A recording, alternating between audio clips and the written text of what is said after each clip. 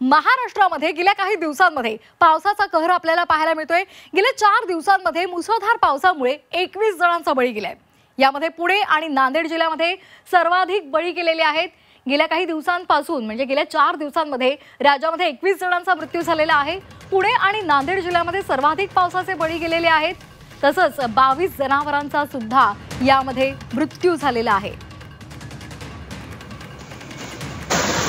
या संदर्भातले अपडेट्स आपण घेणार आहोत आमचे प्रतिनिधी चंद्रकांत फुंदे यांच्याकडून। चंद्रकांत, आपण पाहतो गेल्या काही दिवसांपासून राज्यामध्ये पावसाचा कहर सुरू आहे। अनेक ठिकाणी शेताचं अतोनात नुकसान झालेलं आहे, त्याचबरोबर पिकांना मोठा फटका सुद्धा बसलेला आहे। तर दुसरीकडे पावसानं बळी सुद्धा घेतलेले आहेत। काय आपल्याकडे अधिकचा तपशील आहे?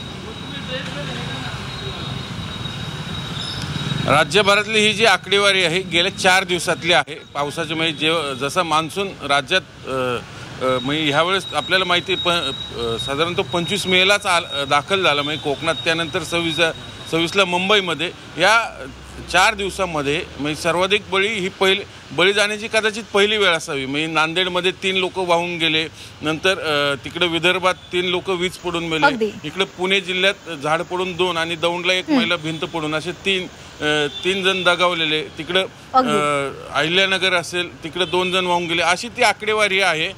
22 जणांना दगावलेत। म्हणजे जर पूर्ण 19 मे पर्यंत जर ही सगळी आकडेवारी पाठीमागं आपण वर्गीकृत सगळं बेरीज करत गेलो तर तो आकडा 42 पर्यंत जातोय। पण हे गेल्या 4 दिवसातली आकडेवारी 21 जणांची आहे। याच्यामुळं ह्या पावसाचा हाहाकार किती मोठा होता आणि त्याचे रौद्ररूप किती भयानक होतं हे अगदी मे महिन्यामध्ये हा पाऊस झालेला होता आणि या पावसाने आतापर्यंत 21 जणांचा बळी घेतलेला आहे। धन्यवाद चंद्रकांत, आपण दिलेल्या सविस्तर माहितीसाठी।